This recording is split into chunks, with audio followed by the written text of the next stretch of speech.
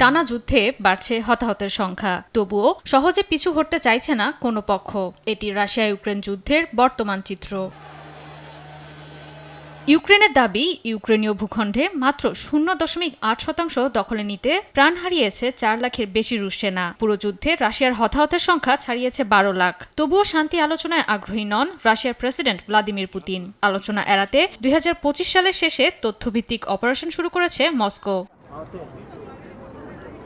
গেল সোমবার প্রেসিডেন্ট পুতিনের রাষ্ট্রীয় বাসভবনে হামলার চেষ্টাকে সন্ত্রাসী কার্যক্রম বলেছেন রুশ পররাষ্ট্রমন্ত্রী সের্গেই ল্যাভরভ। তবে হামলার অভিযোগ নাকচ করেছে ইউক্রেন, ওয়াশিংটন ভিত্তিক সংগঠন the Institute for the Study of War এবং ওয়াল স্ট্রিট জার্নাল। অভিযোগ নিয়ে সন্দেহ প্রকাশ করেন ন্যাটোর মার্কিন রাষ্ট্রদূত ম্যাথিউ হুইটটেকার।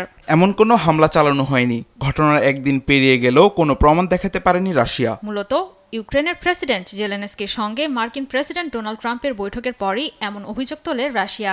জেলেনস্কির অভিযোগ, শান্তি আলোচনা এড়াতে নতুন অজুহাত খুঁজছেন পুতিন। শুরুর দিকে হামলার নিন্দা জানান মার্কিন প্রেসিডেন্ট ডোনাল্ড ট্রাম্প। ক্রেমলিনপন্থী এক সংবাদ মাধ্যমের দাবি, ইউক্রেন ভূখণ্ডে রাশিয়ার সাফল্য অনেকটাই বাড়িয়ে দেখানো হয়েছে। দখল হয়নি দোনেস্কের পোকরভস্ক ও মিরনোহরাদ। জাপোরিজিয়ার মাত্র 55% হারিয়েছে ইউক্রেন। খার্কিভে চাপের মুখেও পিছু হটছে রুট বাহিনী। জয়া সরকার, নিউজ ডেস্ক, দেশ টিভি।